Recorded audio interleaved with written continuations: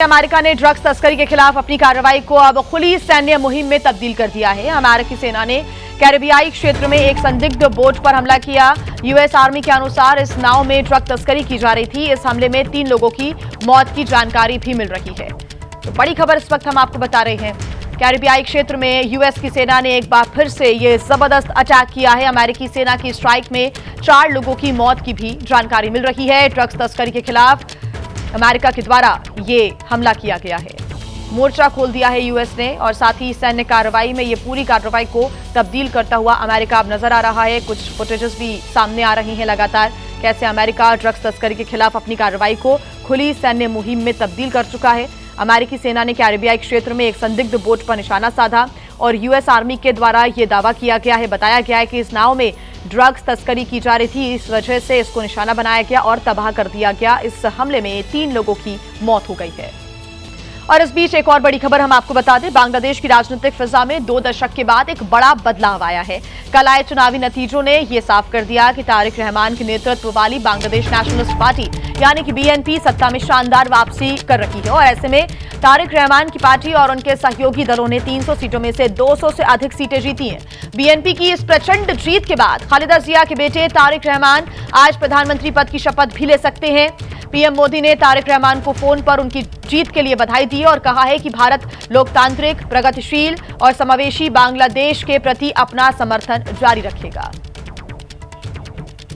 Filmmaker Rohit Shetty के घर पर गोली चलाए जाने की घटना का एक और सीसीटीवी फुटेज सामने आ गया है, जिसमें एक बाइक पर एक संदिग्ध को देखा जा सकता है। उसने अपने चेहरे पर मास्क लगाया हुआ है और ये रेड सर्कल में आप देख रहे हैं, यही वो शख्स है जिसने रोहित शेट्टी के घर पर फायरिंग की थी। पुलिस ने इलाके में लगे सभी सीसीटीवी कैमरे की जो फुटेज है वो खंगाली है, जिसमें ये एक नया सीसीटीवी फुटेज सामने आया है जिसमें ये जानकारी मिल रही है कि यही शख्स। और बात करेंगे अब उत्तर प्रदेश की मथुरा की, जहां के गोवर्धन में शादी समारोह के नाम पर गाड़ियों से हुड़दंग मचाना और असलहे लहराना एक बारात को उस वक्त भारी पड़ गया जब पुलिस ने एक्शन लेते हुए 3 थार गाड़ियों को जब्त कर लिया।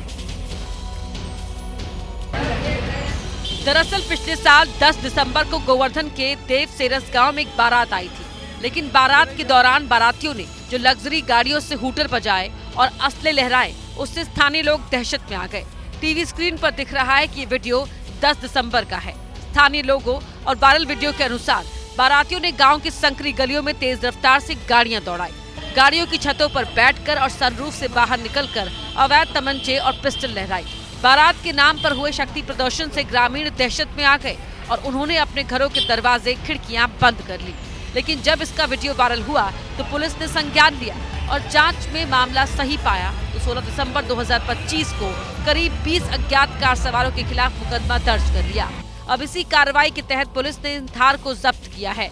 पुलिस की ये कार्रवाई उन लोगों के लिए साफ और सीधा संदेश है जो जश्न के नाम पर अनैतिक हुड़दंग करते हैं और लोगों को परेशान करते हैं। और आइए अब बात करेंगे लखनऊ की, जहां पर उस वक्त हड़कंप मच गया जब डॉलीगंज रेलवे क्रॉसिंग छत्ते के पास अचानक से आग लग गई। आग इतनी विकराल थी कि आसपास से गुजरने वाले लोग दहशत में आ गए। दरअसल आग की लपटें इतनी तेज थी कि आसपास का इलाका धुएं से भर गया। हालांकि गनीमत ये रही कि इस आग से जानमाल का कोई नुकसान नहीं हुआ, क्योंकि जैसे ही आग लगी तुरंत इसकी खबर फायर ब्रिगेड को दे दी, जिसके बाद फायर ब्रिगेड की टीम ने आग पर काबू पाया। वहीं आग की खबर मिलते ही पुलिस भी मौके पर पहुंच गई। हालांकि आग कैसे लगी इसका पता नहीं चला है। बता दें कि जिस जगह आग लगी वो लखनऊ के व्यस्ततम इलाकों में से एक है। बात कर लेते हैं देहरादून की, जहां पर गैंगस्टर विक्रम शर्मा की हत्याकांड का हरिद्वार कनेक्शन सामने आया है। वारदात से पहले शूटर हरिद्वार के एक होटल में रुके हुए थे, जिसका सीसीटीवी फुटेज अब सामने आ गया है। सीसीटीवी की तस्वीरें हरिद्वार के एक होटल की है, जहां पर गैंगस्टर विक्रम शर्मा की हत्या करने वाले शूटर वारदात से पहले रुके थे। तस्वीरों में संदिग्ध होटल में आते जाते दिख रहे हैं। पुलिस जांच में खुलासा हुआ है कि बदमाशों ने देहरादून जाने के लिए हरिद्वार से ही स्कूटी और बाइक किराए पर ली थी। वारदात को अंजाम देने के बाद वाहन वापस कर फरार हो गए। मामले में झारखंड पुलिस से भी अहम सुराग हाथ लगे हैं। विक्रम शर्मा झारखंड का नामी बदमाश था। उसका नाम हत्या समेत कई संगीन मामलों में सामने आ चुका है। सूत्रों के मुताबिक उसका संबंध कुख्यात बदमाश अखिलेश सिंह से भी था। बता दें कि 2017 में झारखंड पुलिस ने उसे देहरादून से गिरफ्तार किया था। हत्या के पीछे गैंगवॉर या पुरानी रंजिश की आशंका जताई जा रही है। फिलहाल पुलिस आरोपियों की तलाश में दबिश दे रही है। देखिए, जहां प्रेमी प्रेमिका वैलेंटाइंस डे की तैयारी में लगे हुए हैं, तो वहीं शिवसेना के कार्यकर्ता वैलेंटाइंस डे के विरोध में होटल, रेस्टोरेंट और गिफ्ट शॉप्स वालों को धमकी दे रहे हैं। जिसकी बड़ी तस्वीर यूपी के मुरादाबाद से सामने आई, जहां शिवसेना के कार्यकर्ताओं ने शहर के होटल, रेस्टोरेंट और गिफ्ट शॉप्स पर जाकर चेतावनी भरा लेटर दिया कि अगर किसी ने वैलेंटाइन को बढ़ावा दिया तो शिवसेना के कार्यकर्ता इसका विरोध करेंगे। इसके साथ ही युवाओं को नसीहत दी कि वो सोशल मीडिया पर भड़काऊ पोस्ट न डालें। शिवसेना कार्यकर्ताओं की अपील है कि 14 फरवरी का दिन पुलवामा में शहीद हुए सैनिकों के शहीदी दिवस के रूप में मनाया जाए। लेकिन सवाल इस बात का है कि क्या युवा लड़के लड़कियों को शिवसेना के ये कार्यकर्ता अपनी धमकियों से रोक पाएंगे। वहीं जम्मू कश्मीर के श्रीनगर के जंगल में अचानक से आग लग गई। आग से इलाके में अफरा तफरी का माहौल बन गया। अग्निशमन विभाग आग पर काबू पाने की कोशिशों में जुटा हुआ है। श्रीनगर के शंकराचार्य हिल्स के जंगलों में उस वक्त हड़कंप मच गया जब एस पार्क रेंज के जंगल में अचानक ही आग की लपटें दिखाई देने लगी। देखते ही देखते आग ने जंगल के एक बड़े हिस्से को अपनी चपेट में ले लिया। स्थानीय लोगों ने आग लगने की खबर दमकल विभाग और वन विभाग को दी। आग की खबर लगते ही दमकल कर्मी, पुलिस और वन विभाग की टीम ने मौके पर मोर्चा संभाला। झाड़ियां और सूखी लकड़ियों की वजह से आग तेजी से फैलती जा रही है। पहाड़ी और दुर्गम रास्तों की वजह से दमकल कर्मियों को आग बुझाने में दिक्कतें आ रही हैं। आग किस वजह से लगी, फिलहाल प्रशासन इस बात का पता लगाने में जुटा है। और अब खबर है बिजनौर से, जहां पर बुरके में कांवड़ यात्रा ला रही तमन्ना मलिक खासी चर्चाओं में है। जी हां, जब तमन्ना बिजनौर पहुंची तो हिंदू संगठनों ने फूल बरसाकर उनका स्वागत भी किया। तमन्ना मलिक मुस्लिम है और बुरके में कांवड़ लाने की वजह से जगह जगह उन्हें खासी अटेंशन मिल रही है। यही वजह है कि तमन्ना जहां जहां से गुजर रही है, लोग उनका स्वागत कर रहे हैं। इसकी एक तस्वीर उस वक्त देखने को मिली जब तमन्ना अपने जत्थे के साथ बिजनौर पहुंची, जहां हिंदू संगठनों ने उनका फूल बरसाकर स्वागत किया। तमन्ना की इस यात्रा को देखते हुए पुलिस भी पूरी तरह सतर्क है। जगह जगह पुलिस सुरक्षा दी जा रही है। हिंदू संगठनों के लोग भी उनके साथ चल रहे हैं ताकि रास्ते में किसी भी तरह की कोई दिक्कत न हो। तमन्ना संभल की रहने वाली है और तेजी से अपने गंतव्य की तरफ बढ़ रही है। उनकी ये यात्रा आसपास के शहरों में चर्चा का विषय बनी हुई है। लोग इसे धार्मिक सद्भाव, आस्था और सामाजिक एकता की मिसाल के रूप में देख रहे हैं। और आइए अब बात करेंगे उत्तर प्रदेश के बरेली की, जहां से इंसानियत को शर्मसार कर देने वाली एक घटना घटी है। यहां पर एक पिता ने अपने ही 1 साल के बेटे का कत्ल कर दिया। हत्या की वजह जानकर आप हैरान रह जाएंगे। फिलहाल पुलिस ने आरोपी पिता को गिरफ्तार कर सलाखों के पीछे भेज दिया है। बरेली की इस दिल दहला देने वाली घटना ने सभी को सन्न कर दिया, जहां 1 साल के मासूम ने ठीक से दुनिया भी नहीं देखी थी कि उसके पिता ने उसका बेरहमी से कत्ल कर दिया। कत्ल की वजह जानकर आप भी हैरान रह जाएंगे। बताया जा रहा है कि आरोपी को शक था कि उसकी पत्नी के किसी और से अवैध संबंध है। बेटे के चेहरे को लेकर वो पत्नी से झगड़ा करता था। ये पहले से बहुत परेशान कर रहा था उसको, दीदी को मारता था सब कुछ, लेकिन इनके घर वाले कुछ नहीं करते, कहते थे घर वाले खुद करवा रहे हैं ये। पुलिस ने आरोपी सोमपाल के खिलाफ हत्या का मुकदमा दर्ज कर उसे गिरफ्तार कर लिया है। पुलिस इस बात का पता लगाने में जुटी है कि किन लोगों के तानों और उकसावे ने उसे इस हद तक पहुंचाया है। सोमपाल नामक अभियुक्त को गिरफ्तार कर लिया गया है और इसकी निशानदेही पे बच्चे का शव बरामद किया गया। अपनी पत्नी राम बेटी से आपसी विवाद के पश्चात और एवं अवैध संबंध के शक के चलते हुए यह घटना कारित की है। फिलहाल पुलिस ने तालाब से बच्चे के शव को बरामद कर लिया है और आरोपी पिता को जेल भेज दिया है। और आइए बात करेंगे उत्तर प्रदेश के ललितपुर की, जहां पर बेकाबू रफ्तार ने का कहर देखने को मिला है। जहां पर एक तेज रफ्तार बस ने बाइक को टक्कर मार दी और इस दर्दनाक हादसे में 3 लोगों की मौत हो गई। बताया जा रहा है कि टक्कर इतनी भयानक थी कि बाइक सवार कई फीट हवा में उछलकर कई मीटर दूर जाकर गिरे। 3 लोगों की मौके पर ही मौत हो गई, जिसमें एक मासूम बच्चा भी शामिल था। एक्सीडेंट के बाद मौके पर पहुंची पुलिस तीनों को अस्पताल ले गई, लेकिन तीनों की मौत पहले ही हो चुकी थी। हादसे में जिन लोगों की मौत हुई उनमें पिता पुत्र थे, जिनके जाने से पूरा परिवार ही उजड़ गया।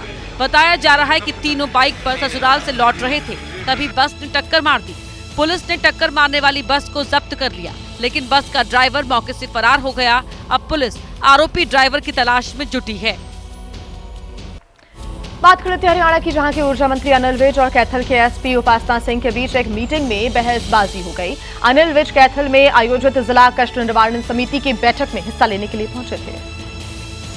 इसी दौरान पुलिस के एक एएसआई को सस्पेंड करने को लेकर दोनों में तीखी बहस हो गई। मैं कह रहा हूं अब यू राइट टू डीजीपी, अरे यू राइट टू डीजीपी, मैं कह रहा हूं सस्पेंड करो। मैं कह रहा हूँ उसको सस्पेंड करो। आपने खाली एग्जीक्यूट कर रही है मेरा ऑर्डर सर, मेरी पावर ही नहीं है आपकी। जब मैं कह रहा हूँ सर, वो एसपी कुरुक्षेत्र या डीजी सर की आप पावर उनको किया एसपी कैथल उपासना सिंह ने कहा कि उनके पास वो पावर ही नहीं है। मैं लिख दूंगी सर, मैं लिख सकती हाँ तो लिखो फिर ये। सकती हूँ, लेकिन मैं कर नहीं सकती हूँ सर। जो मेरी पावर नहीं है मैं वो यूज कर पावर अनिल विज फिर से बोले कि उनके नाम से ऑर्डर लिखा जाए कि उस एएसआई को सस्पेंड करो। मेरा ऑर्डर लिखना है कि ग्रीवेंस कमेटी मीटिंग के चेयरमैन अनिल विज ने ये आदेश दिए कि इसको सस्पेंड किया। सर, ये लिखवा आप लिखो आपकी मेरा। अनिल विज की अधिकारियों से पहले भी कई बार तकरार हो चुकी है। इससे पहले एसपी संगीता कालिया से भी मीटिंग में विज भिड़ गए थे। और आइए अब बात करेंगे मध्य प्रदेश की, जहां के दतिया से चोरी का ऐसा अनोखा मामला सामने आया है जिसे सुनकर आप भी अपनी हंसी नहीं रोक पाएंगे। मामला शहर की सिविल लाइन की एक दूध डेयरी का बताया जा रहा है, जहां 7 फरवरी की रात को चोर आए और चुपके से प्लास्टिक की पानी की टंकी उठाकर चलते बने। अगले दिन जब डेयरी संचालक को टंकी चोर होने की जानकारी लगी तो उन्होंने सीसीटीवी फुटेज के आधार पर चोरों की पहचान बताने वाले को उचित इनाम देने की घोषणा का एक वीडियो सोशल मीडिया पर डाल दिया। इस घोषणा के बाद चोर इतने डरे हुए हैं कि वो 11 फरवरी की रात को दोबारा आया और इस बार अपने साथ वो प्लास्टिक की टंकी भी लेकर आए थे जिन्हें वो चोरी करके ले गए थे। चोर आए और चुपके से टंकी उसी जगह पर रखकर चलते बने। अब पहले चोरी और चोरी के बाद टंकी लौटाने के दोनों वीडियो सामने आने के बाद लोग सोशल मीडिया पर मजेदार कमेंट कर रहे हैं।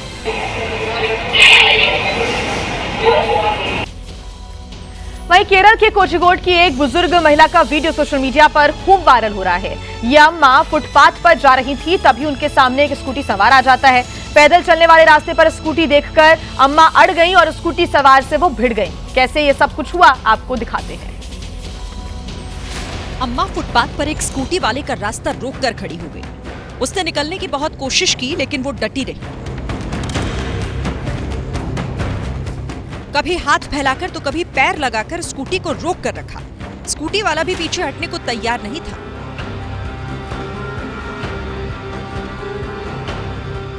वो बुजुर्ग से बहस करता रहा तो फिर उसे सबक सिखाने के लिए महिला फोन पर वीडियो बनाने लगी। कुछ देर बाद स्कूटी सवार की अकल ठिकाने लगी और फिर से वो वापस सड़क पर लौट गया।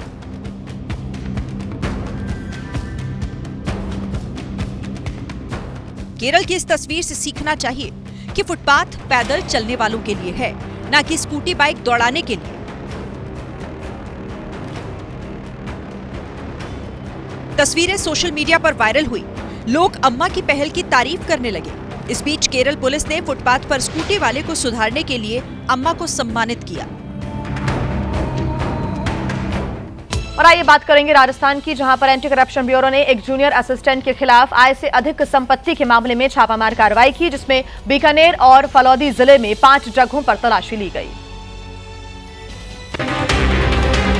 इस छापेमारी के दौरान एसीबी की टीम को 1 किलो सोना, 2 किलो चांदी, 4 आलीशान बंगले और 17 हेक्टेयर जमीन के कागजात मिले। जयपुर ब्यूरो के मुख्यालय में एक गोपनीय शिकायत मिली थी जिसमें आरोप लगाया गया था कि शुभकरण परिहार ने ज्यादा संपत्ति जमा की है।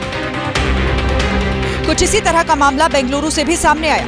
यहाँ लोकायुक्त पुलिस ने रेजिडेंशियल एजुकेशनल इंस्टीट्यूशंस एसोसिएशन के सुपरिटेंडिंग इंजीनियर एचएम जनार्दन के घर पर छापा मारा। इस छापेमारी में लोकायुक्त को 1 करोड़ 70 लाख से ज्यादा की नगद राशि मिली। हालांकि पुलिस का तलाशी अभियान अब भी जारी है। वहीं यूपी पुलिस की आए दिन अपराधियों के साथ मुठभेड़ होती है, लेकिन इस बार सहारनपुर में हुआ एक हाफ एनकाउंटर विवादों के घेरे में है। पूछताछ के दौरान जेल में एक कैदी ने जो खुलासे किए हैं वो न केवल सनसनीखेज हैं बल्कि पुलिस की कार्य प्रणाली पर भी गंभीर सवाल खड़े करते हैं। दरअसल हुआ यूं कि एनकाउंटर पर हाईकोर्ट की टिप्पणी के बाद देवबंद कोर्ट में एसीजेएम परविंदर सिंह खुद जेल में पहुंच गए और कैदियों से मुलाकात करने लगे। पूछताछ के दौरान एक ऐसा कैदी सामने आया जिसने कथित फर्जी एनकाउंटर के खिलाफ कोर्ट में याचिका दाखिल कर रखी थी। शहजाद नाम के इस कैदी का आरोप है कि उसको जबरन उठा लिया गया। वापस आ रहे थे, हमको शामली पार्क पे उठा लिया। तो जैसे उठाया फिर हमको चौकी में ले गए, करंट लगाया, हमारे से कबूल कराया। और उसके बाद कैदी शहजाद ने जो खुलासा किया उससे तो जज के भी होश फाख्ता हो गए। जैसे शाम हुई, शाम के बाद गोली मारते थे, मोटरसाइकिल ले गए उठा के थाने में से और फिर हमारे गोली। कैदी शहजाद ने ये भी बताया कि गोली कैसे और कहां पर मारी गई। जैसे टांग रखते और कपड़ा रखते, इतनी दूर से गोली, उसके बाद अपना उसके कट्टे की फायरिंग कर। फिलहाल कैदी के खुलासे से जेल प्रशासन में हड़कंप मचा हुआ है। वहीं पुलिस ने इस मामले में चुप्पी साध ली है। यूपी विधानसभा के अंदर से एक अलग ही तस्वीर सामने आई है। विधानसभा अध्यक्ष बीजेपी की एक महिला विधायक के रवैये से इतना भड़के कि उन्होंने कान से हेडफोन निकालकर ही फेंक दिया और कार्यवाही स्थगित कर दी। आप सब लोगों ने हाउस चलाना है क्या? अब हम उठते हैं 10 मिनट के लिए। आप सब लोगों ने गुस्से में हेडफोन फेंककर विधानसभा अध्यक्ष सतीश महाना कुर्सी से उठ खड़े हुए और बाहर निकल गए। आप सब लोगों ने हाउस चलाना है क्या? अब हम उठते हैं 10 मिनट के लिए। दरअसल विधानसभा में लोक सेवा आयोग से जुड़ी भर्तियों के मुद्दे पर सवाल जवाब चल रहा था। समाजवादी पार्टी की विधायक रागिनी सोनकर के सवाल पर वित्त मंत्री सुरेश खन्ना जवाब दे रहे थे। दोनों में सवाल जवाब चल रहा था, तभी केतकी सिंह बीच में खड़ी हो गई और विपक्ष पर पलटवार करने लगी, जिसके बाद सतीश महाना भड़क उठे। अरे आप लोग नहीं, मैं करूँगा। अरे आपका काम नहीं है, मेरा काम है। अरे आपका काम नहीं है, बैठो। क्या नाम है? केतकी बैठो, ये मेरा काम है। अरे अब आप हाउस चलाओगे क्या? आपने हाउस चलाना है क्या? उधर अखिलेश यादव ने तंज कसते हुए लिखा, क्या अगला चुनाव भाजपाई आपस में ही लड़ेंगे? वहीं गाजियाबाद में बीजेपी के एक नेता ने दावा किया है कि बांग्लादेशी घुसपैठियों ने उनके घर पर केमिकल बम से हमला कर दिया, लेकिन जब सीसीटीवी फुटेज सामने आया तो बीजेपी नेता का झूठ भी बेनकाब हो गया। घर के ग्राउंड फ्लोर पर भीषण आग लगी थी और पड़ोसी दहशत में थे। भाई आग लग चुकी है हमारे यहाँ। इस आग के चलते बीच बीच में जोरदार धमाके भी हो रहे थे। गाड़ी। रात करीब 12 बजे जब ये आग लगी, उस वक्त बीजेपी नेता मान सिंह गोस्वामी पत्नी के साथ सेकंड फ्लोर पर थे, जबकि परिवार के बाकी लोग फर्स्ट फ्लोर पर थे। कुछ देर बाद लोग घर के बाहर से गाड़ी हटाते हुए दिखाई दिए। अब आप बीजेपी नेता का दावा सुनिए। निश्चित तौर पर बांग्लादेशी हैं और वो बांग्लादेशियों का इस कॉलोनी में, क्योंकि दिल्ली से सटा हुआ है, पूरा एकदम लोग भयभीत हैं। आप सीसीटीवी फुटेज देखिए। ठीक रात 12 बजे बिजली के खंभे में शॉर्ट सर्किट होता दिखाई दिया और इसी के चलते बीजेपी नेता के घर में आग लगी थी, लेकिन उन्होंने बेवजह मामले को बांग्लादेशी घुसपैठियों से जोड़ दिया।